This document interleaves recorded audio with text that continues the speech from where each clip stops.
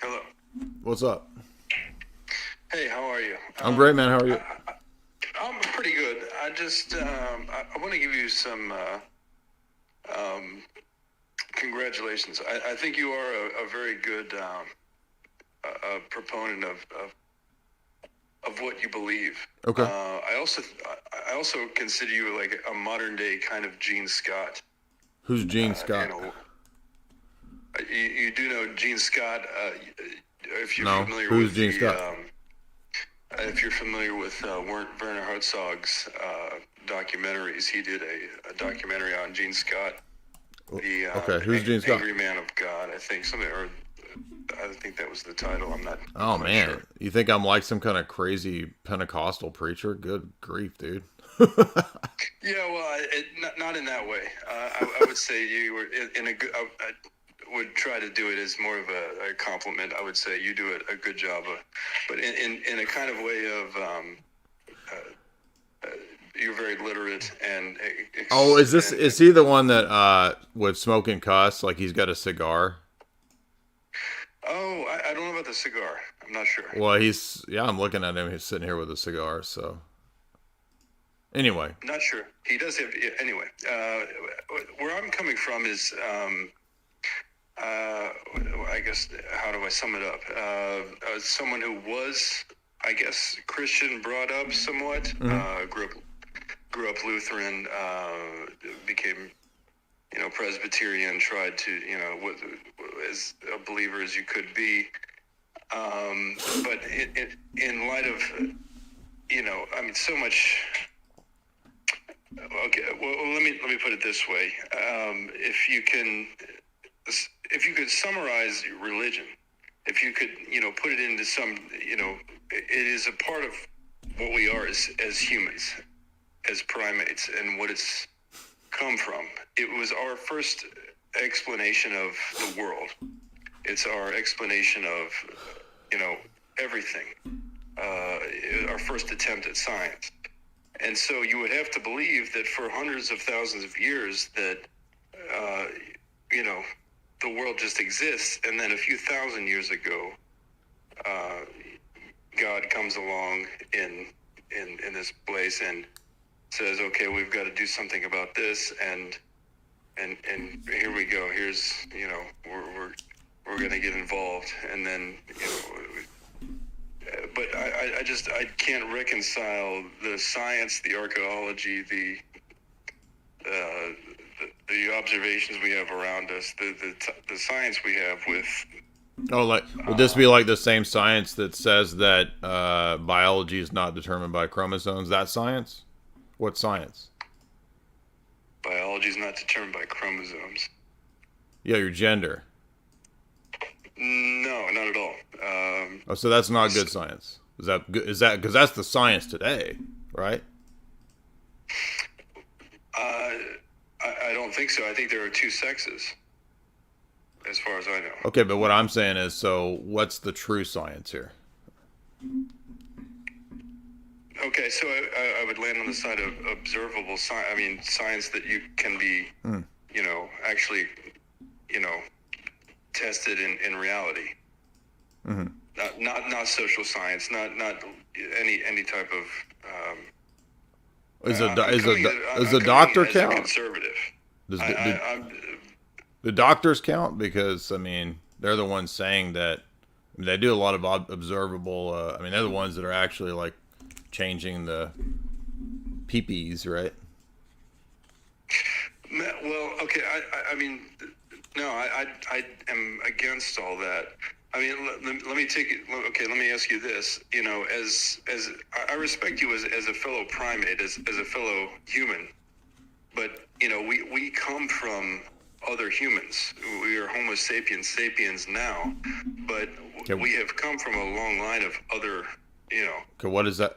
What's that have to do with anything to do with God's existence? So, Okay, I can understand that, but I mean, you would have to believe that for 300,000 years there was no Christianity as we are talking about today. There was none. where are you getting the 300,000 years? Is that an observable thing? Or did you observe Oh, that? well, would you give me 100,000? You can make it as many aeons as you want. Are any of those aeons observable? Are those people any less valuable than the humans that exist today? I asked you a question, so then you two quote me. Are any of those humans is that observable at all? The humans in the ape men, the Piltdown man, and the 100,000-year time frame that you're talking about. Have you observed that? Okay, well, they would be observable in archaeological evidence. Yes, I mean we have proof that there were like Piltdown man, like who, like Piltdown man, Nebraska man. Are those good examples? There are, yeah. I mean, there would be some. There would oh, be, well, those are frauds, though. Well, those are frauds. Go ahead. Those are frauds. Okay. They're famous frauds. I wouldn't deny that there are. But you would also. Well, the ones that you agree. There is archaeological evidence that does go back hundreds of thousands of years, correct? Says who? Science. Well, yeah. So it's funny, but now wait a minute. You said it was observable science, so I'm just wondering, like, you didn't observe it, but a scientific establishment claims to have observed it, but they didn't observe it either, right? Well, yes. I mean, we are assuming that it is, it is something that is, well, that's a pretty big assumption. Has been excavated from the ground, has been studied, has been, I mean, it has been built upon for many years, and it's something that's not, it's not in the sense that science. I mean, it's not something that's perfect, but it is something that does, have a usefulness. Well, right? it sounds to me like something that we can measure, right? I mean, we can measure ice cores. We can measure tree ring. Okay. How are there fossils that extend below and between various ice cores that should not be there? In what instance? No, there's many of them. There's many of them. There's many of them. You can look them up, right? What about the Fly Geyser? The Fly Geyser is supposedly, that's something that takes, I think, 200,000, 300,000 years to form, and it formed in 40 years. So how's that possible? No, I wouldn't doubt that there are events, and I'm not a scientist at all. Oh, no, wait a minute. So you're not a scientist. So this is not your observation. No, it's not. Right. So you've accepted a new authority that's not based on any of your own. Well, for the vast majority of humans, it's never going to be, something that they're assigned. But that same scientific establishment now says that a man can be a woman, and you said no, I don't believe that. So you don't follow the science. Well, I don't think that the serious scientists. Oh, really? Like the Tavistock Institute? The Tavistock. So Tavistock is not a serious science entity. You don't think the biggest, most powerful clinics in the United States, which are pushing out Vanderbilt University, is not an authoritative scientific institution? I thought it was like the preeminent medical institution.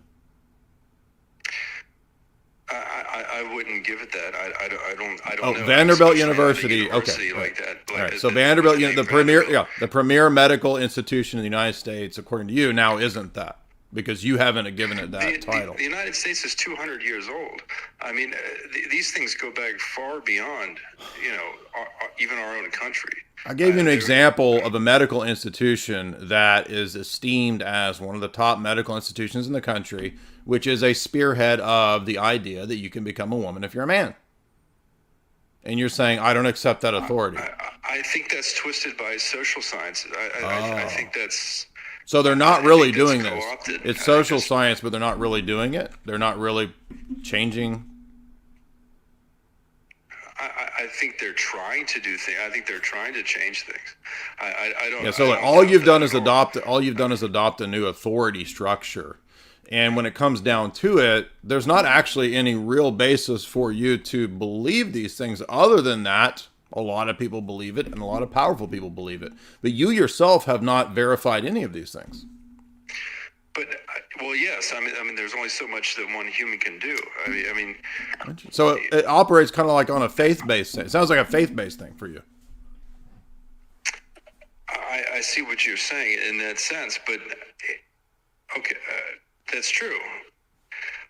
You're also making a faith-based claim. Correct, because I believe everything at root. Yeah, claims. correct. I do. Right. Yep. And you know. So whose worldview? More likely? So who? Whose what, worldview is more consistent? Because likelihood is going to depend upon more fundamental presuppositions. So I think I have a consistent worldview, which can give an account for how we know things, how we have ethics, how we live in the world. But I don't believe that the atheist naturalist worldview that I hear you presenting can give an account for any of those things. I don't necessarily think that any of the scientific world accounts that you're refuting a lot of things that there are probably a lot of evidence for, and that it probably cannot be. Oh, right, but you don't know that. Just probably, maybe, probably. Well, let me ask you this way: can science provide us with ethics? No, that's not its job. That's not what it should do. Okay, but it can provide truth.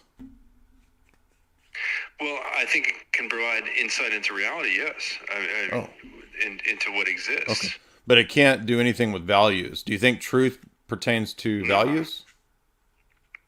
The true and the false don't relate to values. Should you follow the true as opposed to the false? Yeah, I think you should not deceive yourself. Yes, I think you should not be. Oh, so it does pertain to values. Well, I don't think that believing in fairy tales is. Well, you're calling it a fairy tale. Well, I'm saying on your position, it sounds like all values would be a fairy tale. But you just told me that you should follow what's true. Why ought I follow what's true in your worldview?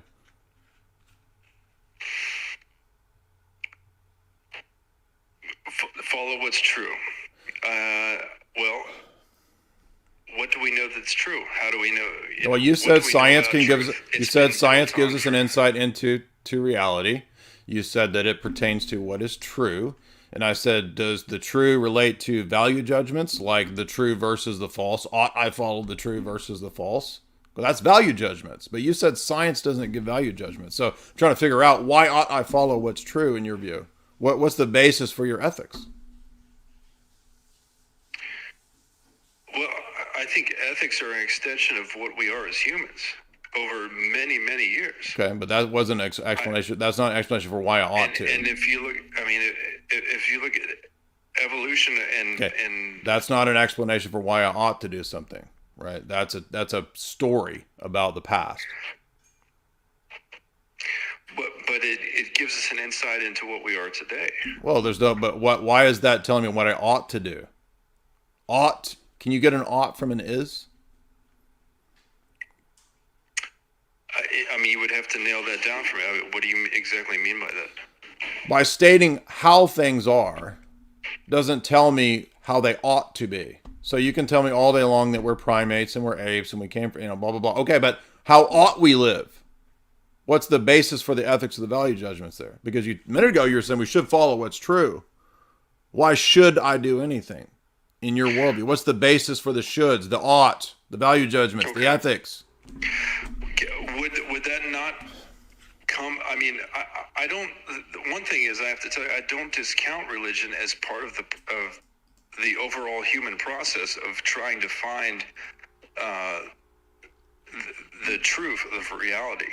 So I would never say that we don't need religion historically. It was part of what got us to the point where we are now. But going forward, do we still need to believe in Zeus and Thor and So none of that was an answer to a very simple question. I would think that with all of your sophistication and the knowledge of science that you're propounding, that we would have some way to account for what we ought to do. But I'm not hearing why I ought to follow what you're saying or any other value judgment. I don't ask you to follow me, though. But wait a minute. You said that I should. No. You said I should follow what's true, namely the science. Why should I follow anything? That's an ought. That's a value judgment. Ethics.